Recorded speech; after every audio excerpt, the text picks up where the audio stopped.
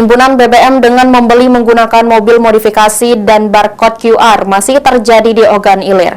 Kali ini petugas unit reskrim Polsek Ogan Ilir berhasil menangkap satu tersangka yang merupakan warga Kota Palembang.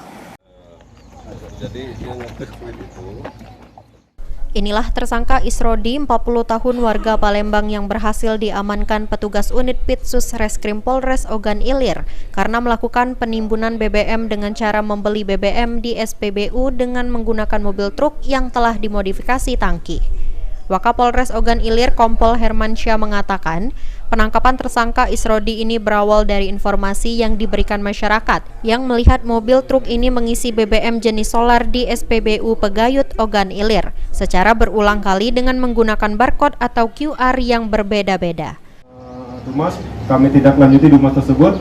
Ternyata kami mendapatkan pelaku yang pada saat itu setelah kami selidikin sedang